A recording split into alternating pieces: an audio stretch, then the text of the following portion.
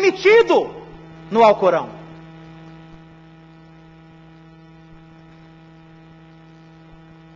E caso aquele homem venha a prejudicar a saúde daquela menina, então a menina deve ficar, ele deve cuidar para o resto da vida daquela criança.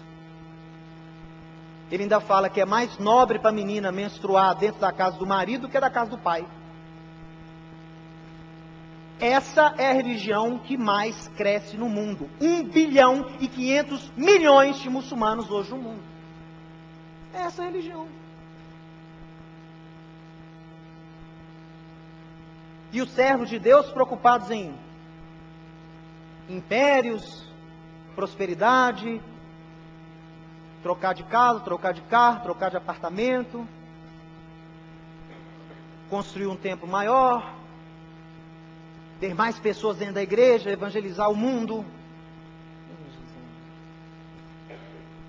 Meus irmãos, por que o islamismo cresce muito mais do que o cristianismo? Do que o judaísmo? Do que qualquer outra religião? Por causa do exemplo dado. Por causa do exemplo. O discurso islâmico tem sido mais eficaz que o discurso cristão. Não porque o discurso seja melhor ou pior, mas quem está proferindo esse discurso não está sabendo proferir, não está vivendo, não está sabendo exercer, não está sabendo cumprir o ID.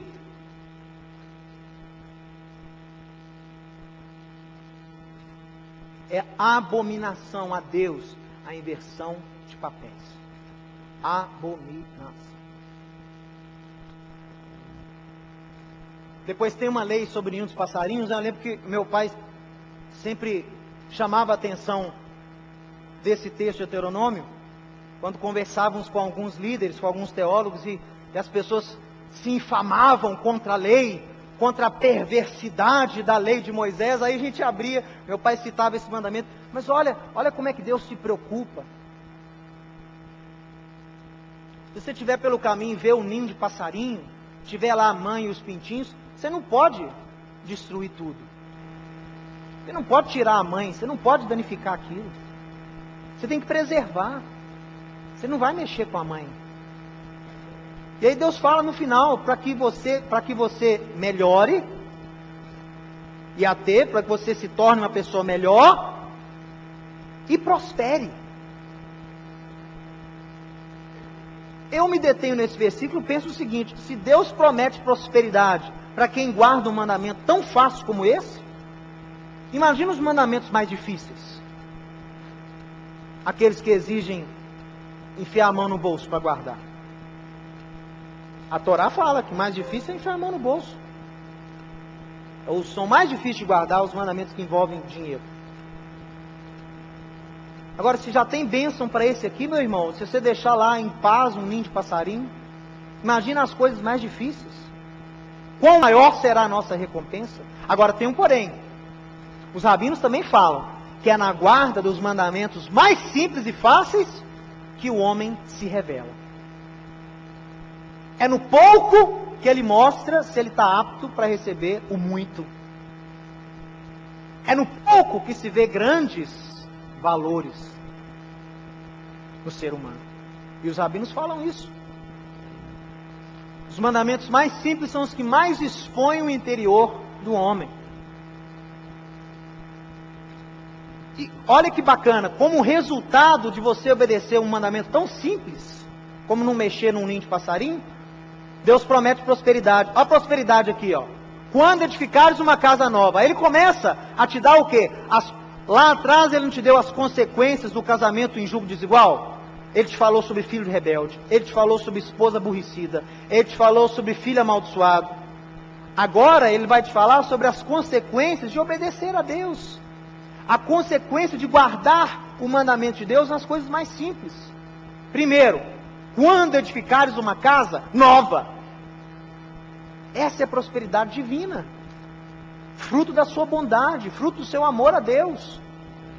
Não semearás a tua vinha. O sujeito vai ter campo, vai comprar um campo. Não pode ter vinha quem não tem campo. Já mostra que ele já comprou casa, já fez casa nova, já comprou um campo, já está lavrando o campo. Esses versículos expressam a prosperidade advinda da guarda de mandamentos simples, como no verso 7. mas que demonstram qualidade do nosso interior, para que te vá bem. E aí, há um grande segredo, que para nós aqui é bem atual. Quando nós falamos em relação à Torá, a lei de Deus, para quem não é judeu, surge nos nossos dias um problema muito grande. A igreja nunca teve que lidar com esse problema, por quê? Porque não tinha judeu dentro da igreja, judeu crente. Agora, depois de 2000 anos, tem judeu crente dentro da igreja, e eles estão crescendo. Com o judeu crente dentro da igreja, voltou o problema que tinha lá em Atos.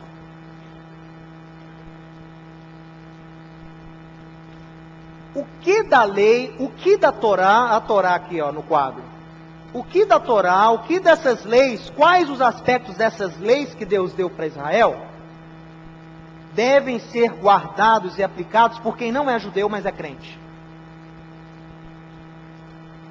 Eu jamais ouvi nenhuma pregação nas inúmeras igrejas que já fui, já me apresentei, já fui parte de algumas, jamais vi uma pregação como essa. Mas essa é uma preocupação dessa casa, porque aqui há judeus, crentes. E nós cremos que a igreja está enxertada na oliveira que é Israel. Há sim o direito e o acesso a bênçãos provenientes desses mandamentos. Mas o que acatar, o que pegar e o que não pegar? O que é lícito guardar quem não é judeu da Torá e o que não é lícito?